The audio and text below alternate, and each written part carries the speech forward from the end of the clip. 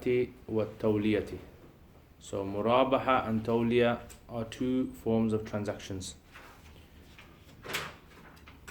Murabaha is from the word ribh, which means profit, and tawliya is from the word wala yali, which means to, can either mean to come after, or it can also mean to be an authority on something.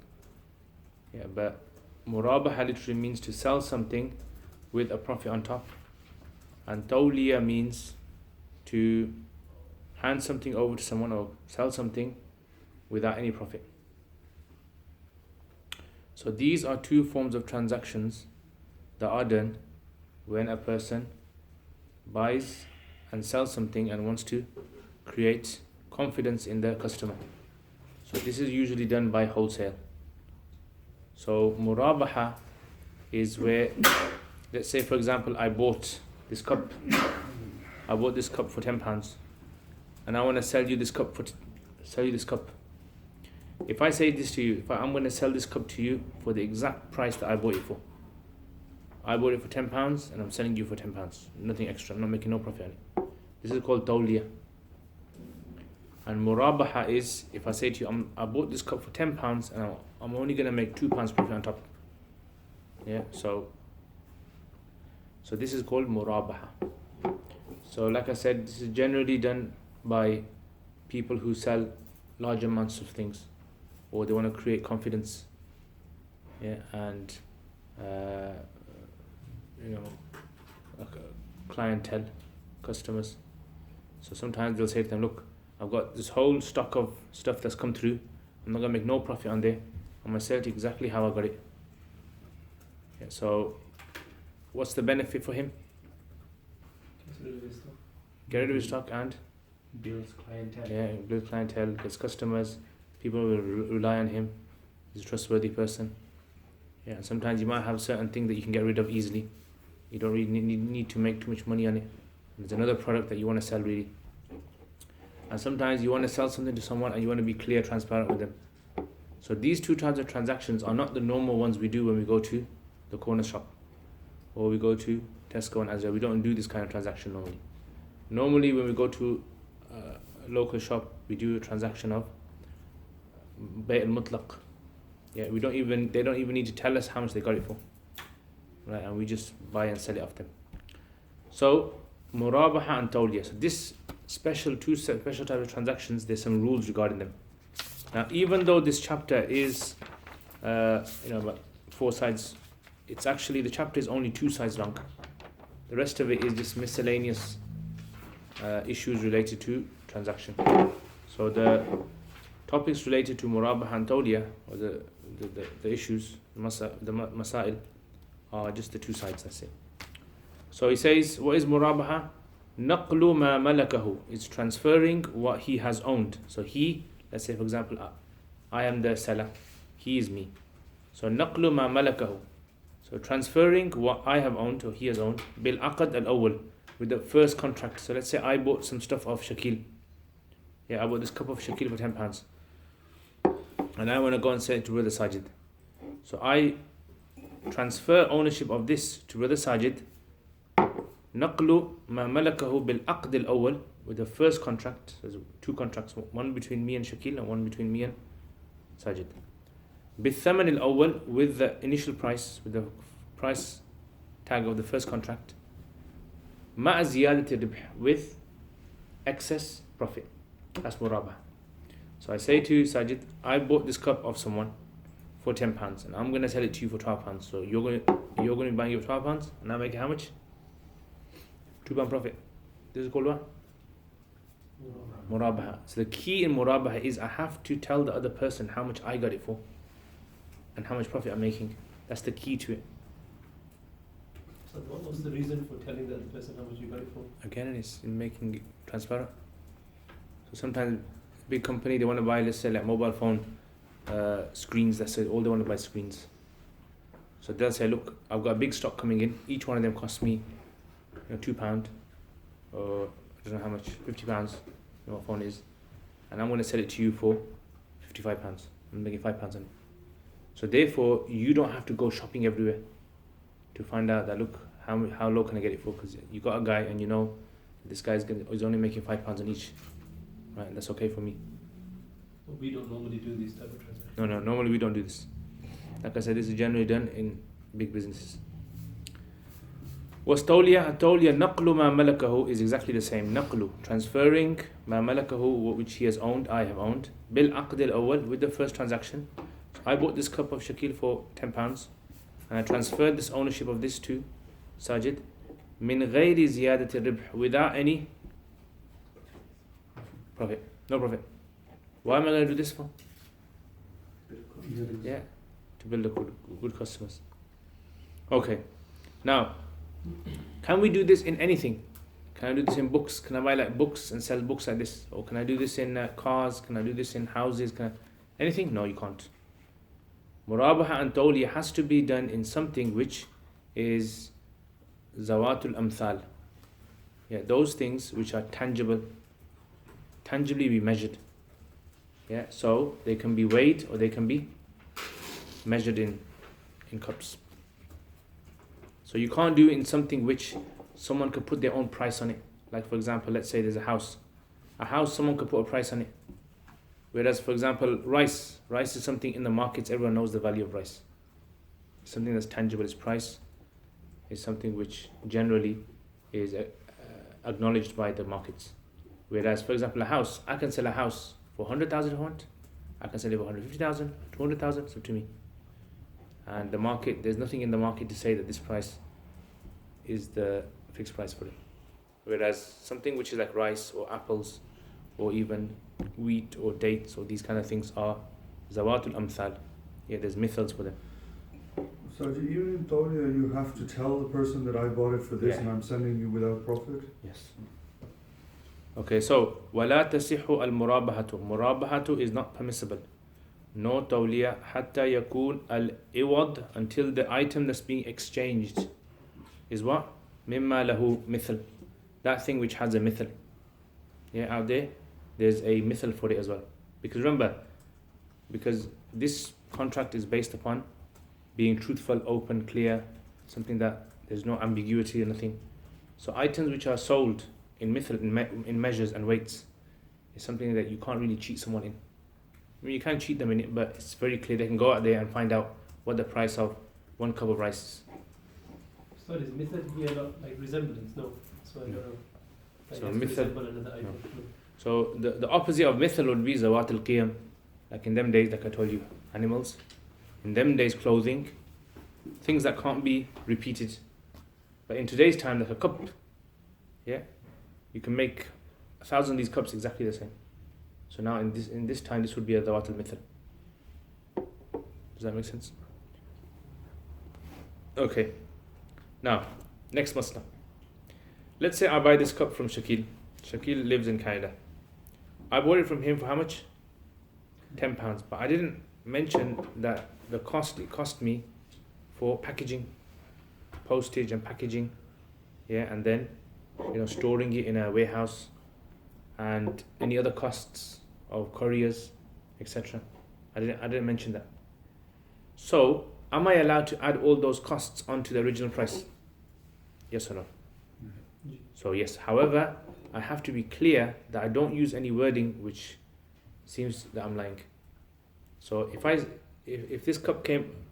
bought this cup for £10 from him, and the postage and package cost £1, and any other costs storing it away in a warehouse, the cost of renting that place cost me, let's say, 50 pence extra.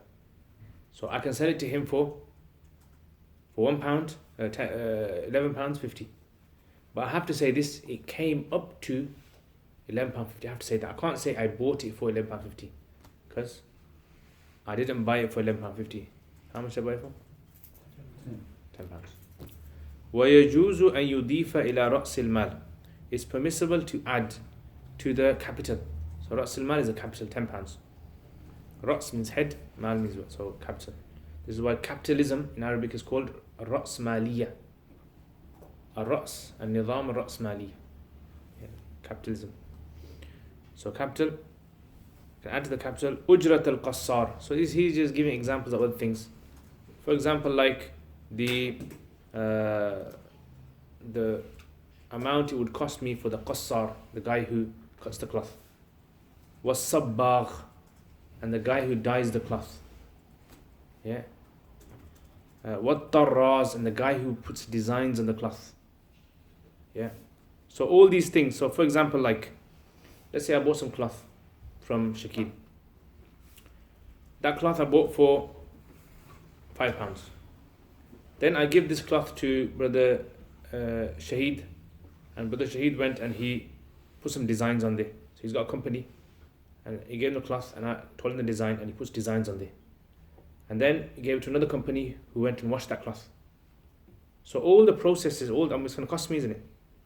So all those, I can add those onto the initial Ra's al-Mal, the capital. Yeah, so the sabbagh, qassar, sabbagh, tarraz, wal fatal. And let's say, for example, it was thin threads, and I got them all woven together, yeah, into like a long rope. Fatal. Wa ujratu haml at-ta'am. And in them days, imagine there was like food in one part. From Manchester I was buying food, so the courier, the one who's going to carry the haml at-ta'am. So there'd be people there, you pay them, tell them pick up my stuff from this location and bring it to this location. I've got to pay them for it.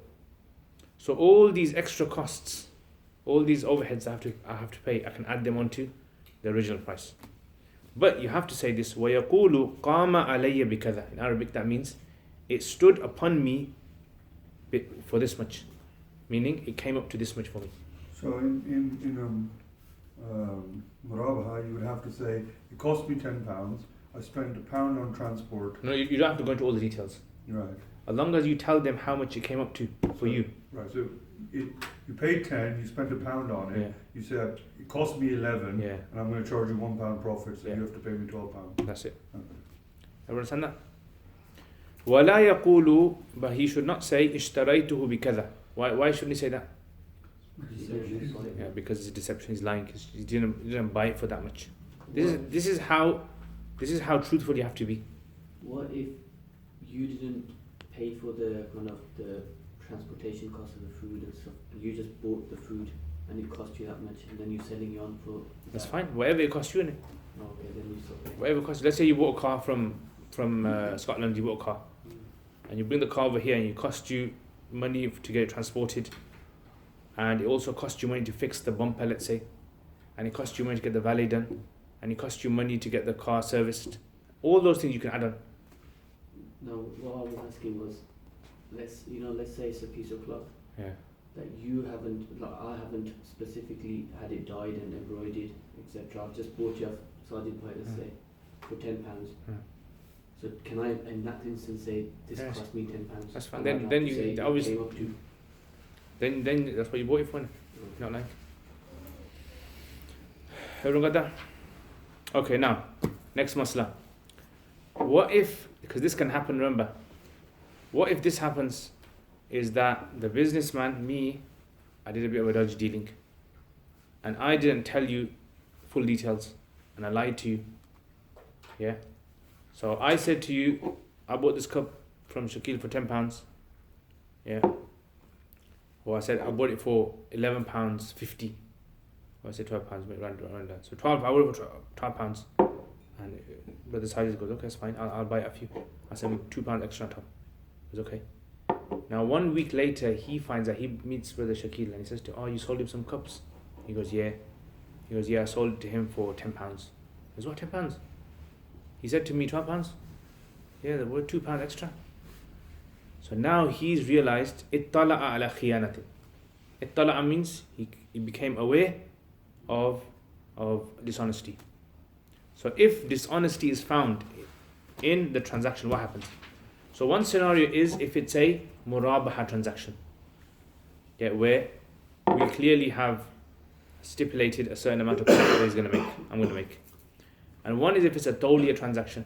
So I said to Brother Sajid, I bought it for £12, I'm selling it £12 to you. And I realized that I initially bought it for £10. So there's a deception there. Yeah. So in this case, Brother Sajid goes to court now. So I'm summoned at court, and the court case starts now. So now when the judge is going to issue a ruling, How is he going to issue a ruling? So first of all, he'll ask Brother Sajid for evidence. You provide evidence that you found that he's dishonest, because he's the one that's making the claims and I'm the one that's defendant. So he's got to provide evidence. He provides evidence, shows receipts, brings Brother Shakil as well, some witnesses, and he says, shows the judge is fine. So now what happens now in this case?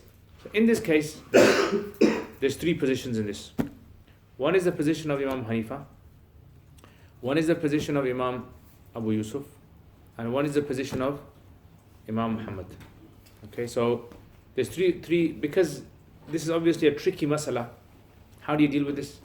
Do you, like for example, as a judge, let's say there's a judge there, does the judge say to me, give him back the money? Yeah, the money that you deceitfully took from him, give it back, because you said you're only making £2 profit and you sold him £14. Do you give him back £2? Because the contract was that you're only making £2 profit. Does that make sense? That's one possibility. Or do you break the contract? Do you say the contract's nullified and start it all over again? What do you do? Okay, so Imam Abu Hanifa rahimahullah, he says this, that the judge will say to Brother Sajid, you have a choice. If you want, you can return the money, return the goods and get the money back. You have a choice. Because remember we said, in a transaction, there has to be consent. So because he doesn't get full consent, he hasn't given his full consent, therefore the transaction hasn't gone through. If the transaction hasn't gone through, then he has a choice of returning the goods. Okay.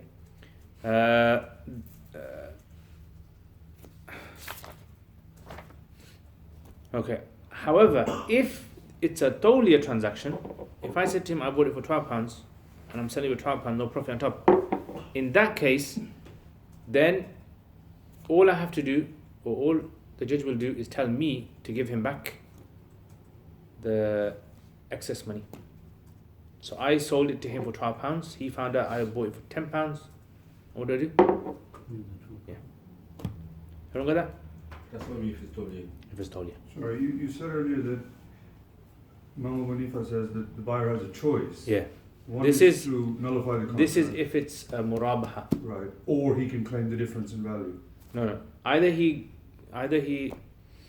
the judge will say to Brother Sajid, either you can refund, get all your money back, Yeah. or keep it. Right. You don't get the £2. You don't get the £2 back. Right. This is if it's murabaha. If it's tawliya, then in that case, then you get the difference back. So look, فإن اطلع المشتري على خيانة, if a mushtari comes across a khiyana, dishonesty, في المرابحة, فهو بالخيار, he has a choice in the Abi Hanifa, according to Imam Abu Hanifa. إن شاء أخذه بجميع الثمن, if he wishes, he takes it for the full value, keeps it. Or in sha'a, if he wishes, he returns the goods, gets his money back. In other words, he doesn't have the choice of the difference. But if it's tawliya, he doesn't have this choice. Yeah. In tala ala khiyanati fi tawliya asqataha min al-thaman. The judge will tell me to give that £2 back. Yeah. So if he finds out khiyana in tawliya asqata, he will reduce it from the thaman. This is according to Imam Hanifa. According to Imam Abu Yusuf rahimahullah, he says no. He says whether it's murabaha, whether it's tawliya, there is no choice. The judge will tell me to reduce or to give back the money I took. So if I sold it for £14, I'll give back £2. If I sold it for £12 and it's a tawliya, I'll give back £2. Both scenarios. وقال أبو يوسف رحمه الله يحط فيهما. He reduces, he gives back partial refund فيهما, in both of them. Imam Muhammad rahimahullah, he says no, that Brother Sajid will have a choice in both cases. So what's the choice? The judge will say to Brother Sajid, up to you, you can give back the goods and get your full money back, or keep it, whether it's murabaha or tawliya. Like, you don't have the option of partial refund. Yeah, you can't get the difference back. So you either get a full refund or you keep it. Nothing in between. And Tawliya, according to Abu Hanifa, you can either take the difference back, can you retain No, it? no. In Tawliya, you can only take the difference back. Only? Yeah. Okay. And Ustad, how, if it's two people, it's one person's word against the other and there's no other proof, then... Yeah, then obviously the case doesn't go through, innit? Oh, okay. Yeah, it needs to be enough witnesses. That's why when you do a transaction, it's good to have receipts, it's good to have, witnesses and all that. Imam Muhammad said you can either return it, choice for both, return or reduce the price. Now, Imam Muhammad says, he says, choice meaning either keep the goods or return the goods. That's all. In both cases, Yeah. Tawliya and, So it's like he's the total opposite of Imam Yusuf. And in between is Imam Abu Hanifa, who says in Murabaha you get partial refund. So in Tawliya you get partial refund, and in Murabaha you got a choice. Everyone understand that? That's Murabaha and Tawliya finished there. Yeah, there's only like 5 maslas in Murabaha. Okay, next.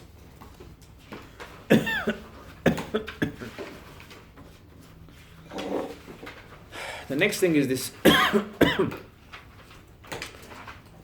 When a person buys something, when I buy something, so let's say for example, like I buy a book from brother Shakil. Now I want to go and sell this book onto someone else. Yeah. There's a rule, and that rule is that you're not allowed to sell something before you take possession of it. So for example, like let's say I bought a book and this book is from Canada. I bought it. It hasn't come to me yet. And I go to brother Sajid, brother Sajid, do you want to buy this book? Yesterday I bought it off Shakil, right? But it should reach my house by tomorrow. But you can buy it off me now. Give me the money. It was okay. Hand me the money over. Transaction not allowed. Possession has to be taken. So is this specific for Murabba? Because the other time you said... No, Murabba has finished. Murabba has finished. Told you Before Murabba. we said you can sell it, but you can't...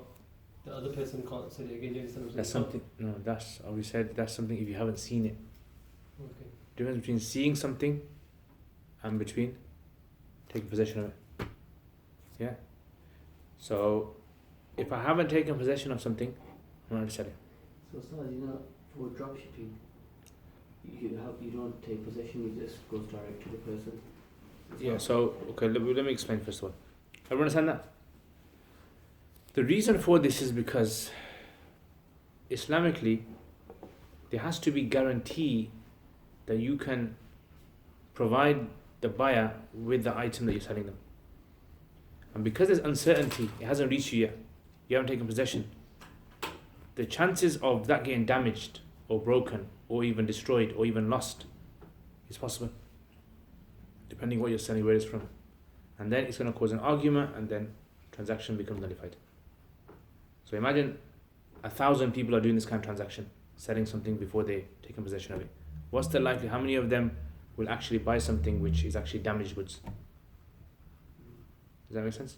So this is why the Prophet ﷺ, he mentioned this, that it's not permissible for a person to sell something before they take possession of it. Yeah, so that's the asl ruling. This is according to the Hanafis. According to others, for example, like the Malikis, they say that this is only to do with those items which are perishable items, like fruit, vegetables, things which like rot away within a week or so. Everything else besides that you can do. But the Hanafis say no, anything which is movable, and hence things which are non-movable, which cannot become destroyed easily, like property, land, these kind of things, you can sell it before you take possession of it.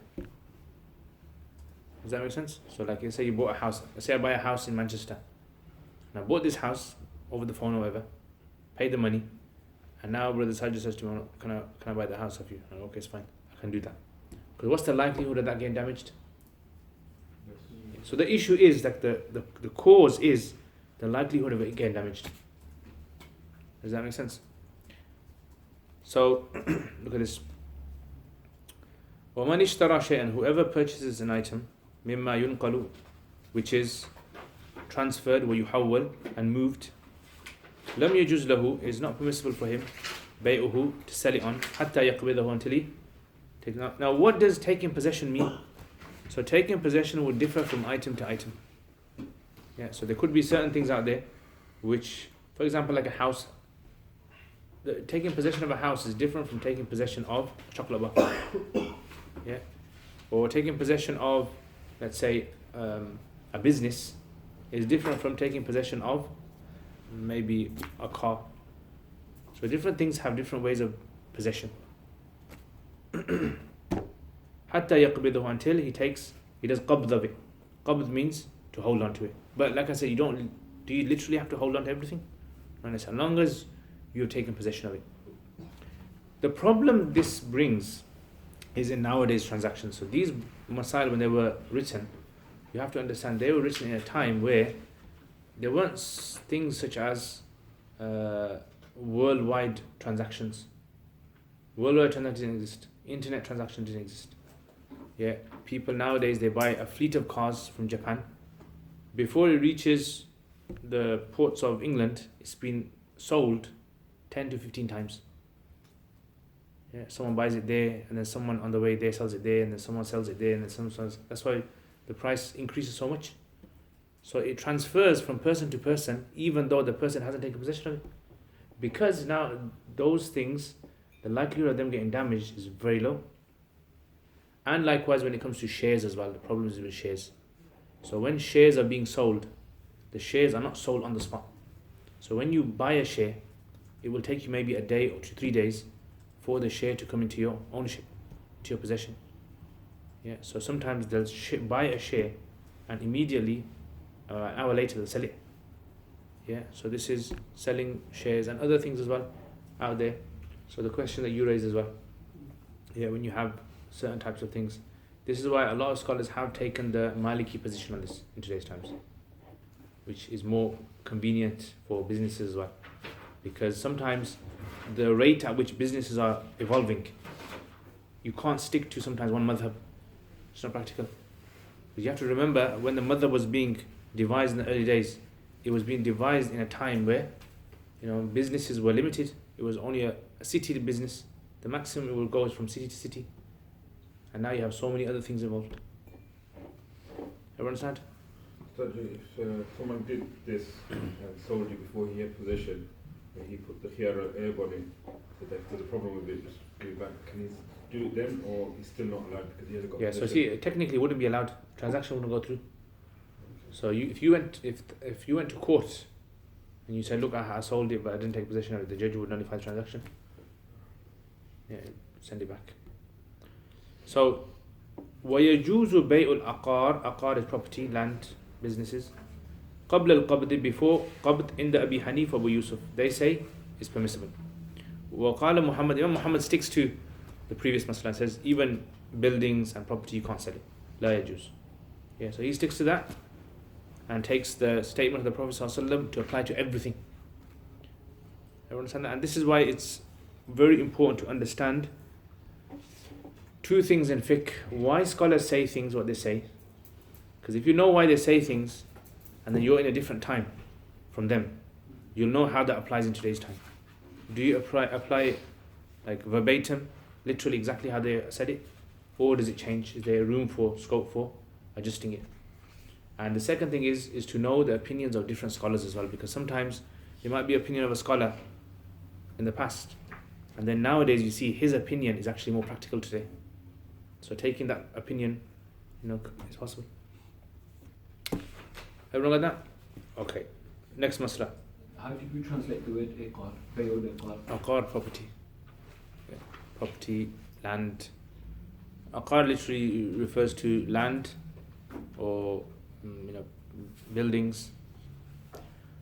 Okay, next.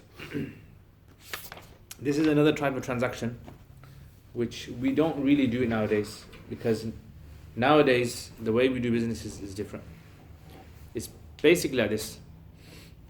For example, now when you guys buy rice from the shops, how do you buy it? You just buy a bag of rice. Yeah, 1 kilo of rice, 5 kilos of rice, 10 kilos of rice. You just buy a bag, pay the money, and that's it.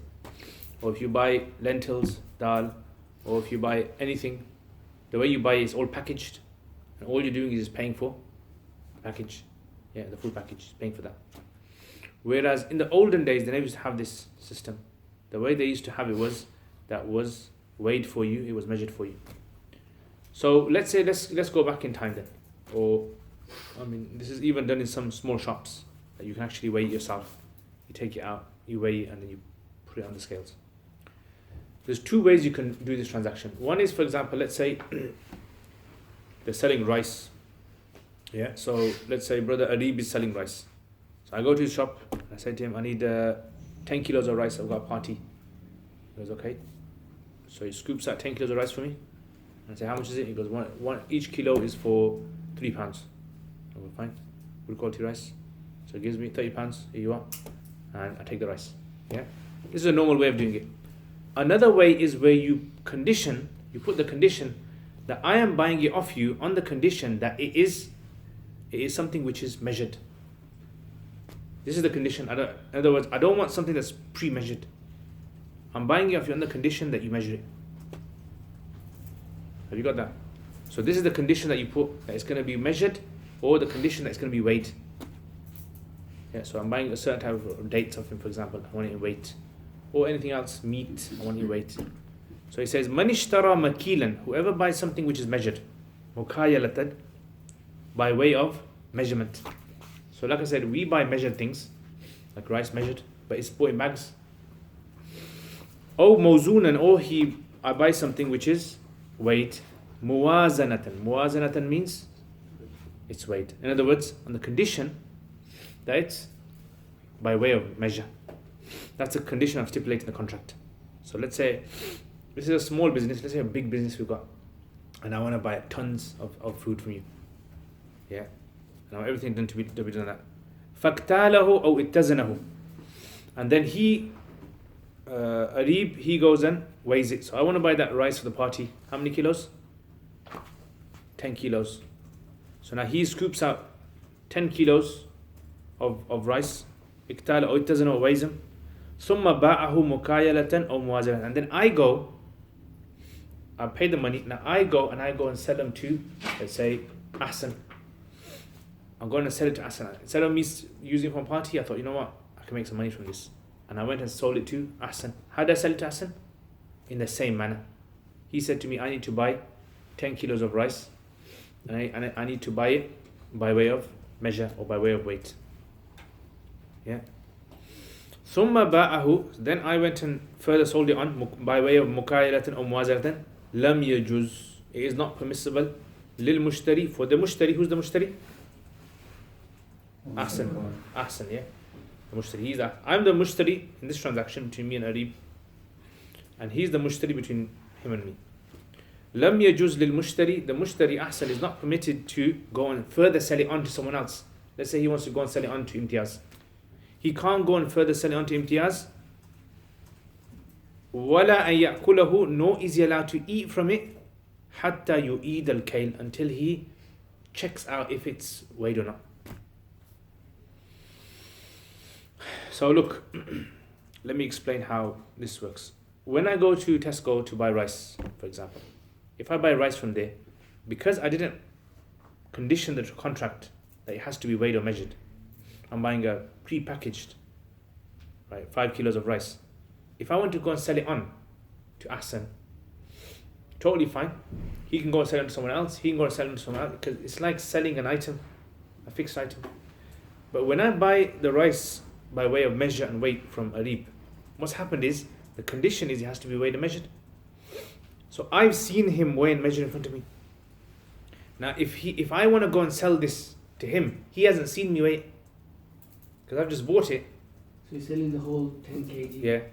What if you want to package it up and sell? That's fine, as long as he doesn't want it to be weighed and measured. The problem is when he says to me, I want it weighed and measured. That's the problem. So if he wants it weighed and measured, I have to get it weighed and measured again. Yeah, even though So he has to be there, or he has to, when he goes home, he's got to weigh and measure just in case. And then he can sell it on. Now why is this for? Transparency again. Just so that there's no cheating going on. Because there might be cheating going on. Could be maybe you missed out 1 cup, and then it goes on, and then everyone understand that? So he's even not allowed to even consume it until he weighs it, because if he consumes it and then later on it's found that it was less, then what's going to happen? Then it's going to affect the contract. So he says, وَلَا أَنْ يَأْكُلَهُ, nor is he allowed to consume it حَتَّى يُعِيدَ الْكَيْلَ, until he repeats the measuring or the weight. I was sure about this one. So if Arif weighs and measures and sells it to yourself, and then Hassan wants to buy it, but he doesn't stipulate that he wants to weigh and measure, then can you sell it? Yeah, that is fine. Then it's As long as I've got the bag, I said, you want to buy this bag of, okay, it's so 10 kilos of rice, you want to buy it? It's fine. But if he says in the contract, I want to buy it off you on the condition that it's weighed and measured, then that means that I have to get it weighed and measured, or he has to get it weighed and measured, just to make sure that it is weighed and measured at the right amount. So is the point of this masla simply that you can't rely on somebody else weighing and measuring? Yeah, if it's not done in front of you. Yeah. Yeah. So when Ali buys it from you, I buy it from him, yeah. sorry, you buy it from Ali, Ali measures it, you've seen him do it, you're happy with it. That's it. You sell to Hassan, Hassan says, I want it weighed and measured, you've got to weigh and measure it. Yeah, either I have to or he has to. Right. He then buys it, but he has to weigh it himself if he wants to sell to another party. If it hasn't been weighed and measured by me. Right, and he hasn't seen it. Yeah. Right, okay. Now, if he wants to go sell it to him, same thing. If Imtiaz wants to go sell it to Right. Siraj, same thing again. He's got to get weighed and measured. 'Cause this is if you're stipulating this in the contract. Everyone got that? Okay. Another masala. We know that you're not allowed to. This masala was like an extension from the previous masala, which was selling something that you haven't taken possession of. Okay. So in other words, it's like possession is when you weigh and measure it again. So by weighing and measuring again, you've taken possession of it. Okay. So another extension from this masala is, am I allowed to deal with the money? Yeah, the money side of it. So I've received money. So if I do a business, if I sell, for example, let's say this book, I sell this book to Ikram for £10. So I sold this book to him. He hasn't given me the money yet. He said he's going to give me the money on Friday. But I've sold in the book. Now I go and let's say I do a transaction with Shakil. I say to Shakil, can I buy that pencil case? It's how much? £10. Okay. On Friday when money's coming, I'm going to give you the money on Friday. Can I do that? So can I do a dealing even though I haven't taken possession of that money? So we said you can't do a dealing if you haven't taken possession of the item. But what about the money? So he says, وَالتَّصَرُّفِ فِي الثَّمَنِ قَبْلَ الْقَبْضِ جَائِزٌ, and dealing with the money before taking possession is permissible. This sort of came last time, didn't it? Because money is something that you have other money. That's Yeah. the same. So the reason is because in Sharia, commodities are considered to be specific items. And money is something which is non-specific. It only becomes specific when you put it into someone's hand. So this is why if I sell you, for example, like this book, I can't go and pick up another book which is similar to this and give you that. I have to give you this one. But if I say to you, I'm going to give you £10, and I show you the £10, I can give you this £10, or I can give you another £10, or I can give you two £5, or I can give you, £10 coins. Yeah, because money is not something muta'ayyan. Yeah, money is something which is non-specific until it's put into the person's hand. So is there not a certain uncertainty in this where maybe should come up with the money for you for Friday? No, the thing is, money can never be destroyed in it. Yeah, but I'm saying that But so it changes his mind, or there could be some issue here where you may not get the money. But is it? What's the likelihood of me never having £10? That's obviously a small amount. I'm talking about you could be doing with a deal with £1,000 selling Yeah. something that's. So if it does go through, like let's say for example, it's a like a big piece of machinery that costs £500,000, £500,000. Okay, that machinery itself, I've sold him that, and he owes me the 500,000. So if I do a dealing with him, 500,000 pounds, and I buy something off him for that 500,000, the thing is, because money is something which it can be replenished very easily. That machinery can't be replenished. You can't get another machinery to replace that exactly the same. So if this transaction, if let's say Friday comes and he can't pay me, what's going to happen is that I'll take him to court. If I take him to court, the court will force him to sell certain things of his, or even imprison him until he can pay the money. No, I see this sort of issue happen where people, you've got a chain of people buying property. One person's circumstances changes, the whole chain, nobody can buy the property. Yeah, property, things are different, commodities are different. Money is something which you can't really kind of say that it's very unlikely that person will not have the money. Well, I'm saying they're relying on the money to come for the person to that's buy fine. So then he takes me to court. I have to sell something else of mine to provide the money. And eventually, if that doesn't happen, the court will just nullify the contract. But what you have to remember is the difference between commodity and between cash. Cash you can provide to someone. You know, all your cash doesn't necessarily have to be tied to one transaction. You could have cash through other means, but the commodity you can only have through one means. That specific type one. So if you're waiting for the money to come on Friday, you can enter into another transaction, even though you haven't actually got that money in hand, and say to your buyer, your seller, I'm going to buy this from you and I'll pay you on Saturday because I have money coming on Friday. That's perfectly fine. That's fine. And the other thing court can do as well is make you take a loan out from someone. So because normally you have, like, you can have guarantors as well, where the judge will make you get a guarantor and say, right, you have to pay this, and if you can't pay, he's going to have to pay for you. So he puts pressure on you as well, especially from a close family member or a friend. Okay, everyone got that? Okay, we're almost done. Next. Right. Is it permissible for the customer to give extra money when he buys something? Is it allowed? You go to the shop, you buy a chocolate bar, it's 50 pence. You say to the shopkeeper, you know what, here's £1 just to keep it. Can you do that? Yeah, it's fine. Yeah, something actually good, because what does it do? Yeah, it creates a strong connection between the buyer and seller as well. Yeah, confidence. يجوز للمشتري, it's permissible for the mushtari أن يزيد للبائع, to add for the buyer في الثمن. Yeah, he can do that. What about the other way around? Can the customer say to the seller he wants something extra on top? Yeah, no, because then that's going to go against the contract. Yeah, but if from his own pocket he wants to give extra money on top, that's fine. It's going to be considered to be an extra gift.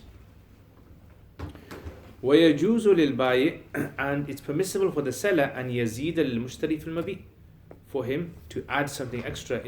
Let's say I'm a shopkeeper, you come to me to buy a chocolate bar, and I said, you know what, have these extra chewing gum as well on top. Is that allowed? Yeah. It's not going against the contract. It's like something extra being given as a gift. Okay, is it permissible for the seller to give a discount to the customer, even though they've agreed on a certain price? Can the seller agree to a discount? Yeah. يجوز أن يحط, it's permissible for the seller to reduce the من الثمن price. However, the question now comes, what if this goes to court? Yeah, so let's say, for example, I buy a car of Ikram for £2,000, and then Ikram goes to me that it's okay, you know what, just give me 500. A third person comes now, this is called a mustahiq, and he goes to court and claims and provides evidence that this car really belongs to him, and Ikram is not the true owner of the car, and he sold it wrongly to me. So if this third person comes now and he goes to court, provides evidence, what's the judge going to do? He's going to summon him, he's going to summon me, and what will have to happen is I'll have to give the car to the third person. So now when I claim my money back off Ikram, how much do I claim? 2,000 or 1,500? Whatever was stipulated in the contract. Contract said 2,000 though. But remember, he reduced outside the contract. That's outside the contract. So. Yeah, he reduced 500. So it's whatever was finally agreed, whatever I finally paid. So ويتعلق الاستحقاق, istihqaq meaning, istihqaq refers to deserving something. So a third person who comes along, this can happen a lot, where someone sold something and a third person came along and he claims that he has rights in this. So all the legal rulings regarding a third person will be attached to all of that. All that meaning, let's say for example, I bought a chocolate bar, it's for 50 pence, and I gave £1, and then he went to court. Third person said the chocolate bar is mine, everything in the shop is mine. So now I'll have to give the chocolate bar back to him, and how much do I reclaim back off the shopkeeper?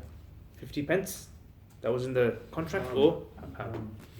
Does that make sense? So even though this extra money is a gift, it's a gift, but it's added legally, it's added to the original sum. Does that make sense? So see, you need to know these things, because what if it goes to court? You always remember that. What if this goes to court? What will happen? What if it goes to court? Okay. Next masla. Let's say for example I'm buying this cup from Shakil. When do I have to give the money? What does common sense tell you? Straight away, yeah. Can I ask him for credit? Delayed payment? I can ask him, isn't it? It's fine. Although technically you shouldn't be allowed to ask for, because it goes against the conditions in the contract. Remember we said those 5 types of conditions? Yeah, we said that if a condition goes against the contract, technically it shouldn't be allowed unless it's considered to be acceptable. It's a norm in the society. So because this is something which it helps boost confidence between buyer and seller, because if you can rely on your customers, they're gonna give delayed payments, and that means that they're gonna buy more stuff off you, because not everyone has the money to pay for it straight away.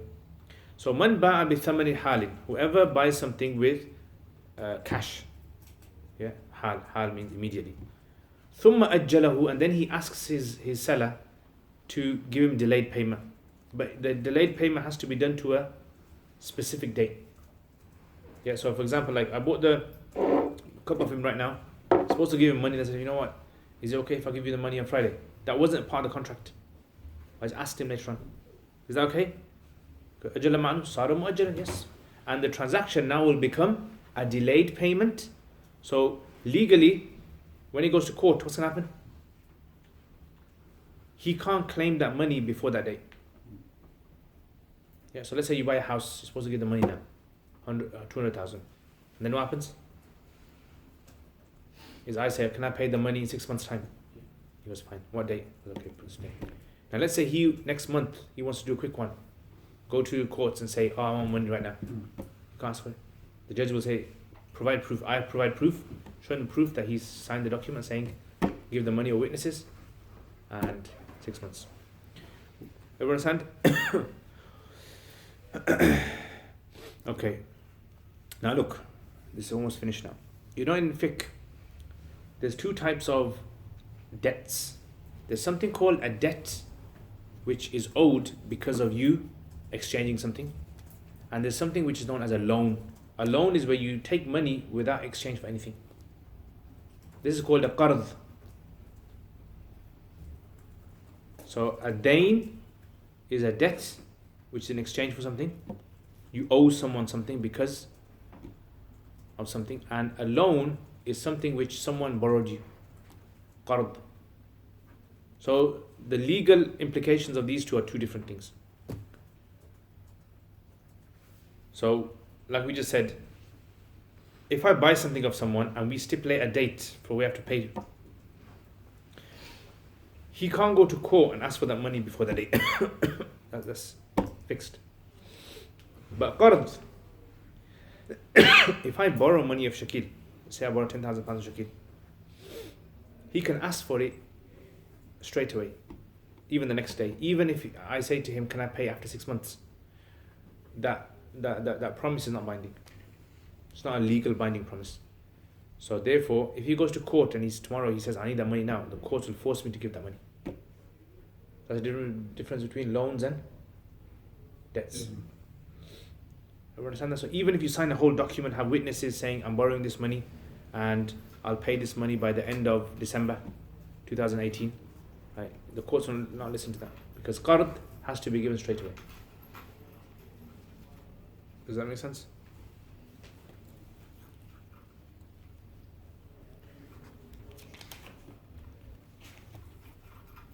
Okay, so look at this. وَكُلُّ دَيْنٍ, every debt, حال, which is supposed to be given there and then. إِذَا أَجَّلَهُ صَاحِبُهُ, when its owner delays payment of it, صار مؤجلا, it becomes مؤجل, it becomes credit delayed. إلا القرض, except for loans, فإن تأجيله لا يصح, because delaying it is not valid. So you can do it out of goodwill. You can say, yes, don't worry, pay me the money back after a month. That's fine. But legally, if it goes to court, you can't. That day is not binding. But you know, buying or selling coins like collector coins or notes with certain serial numbers. So see, just a thing on the side. So this is why, for example, like the scholars differentiate between, in zakat, they differentiate between long-term loans, yeah, because those loans are structured.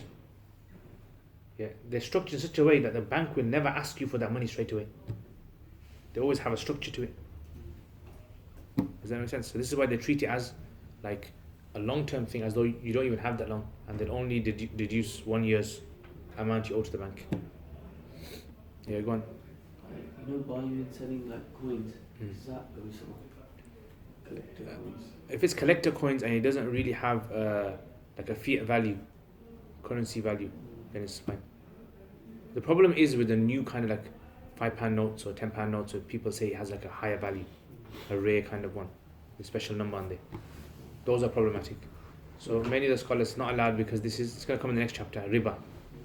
This is interest. So if you got like a shilling which is not used, Yeah, because it's just become a piece of metal now.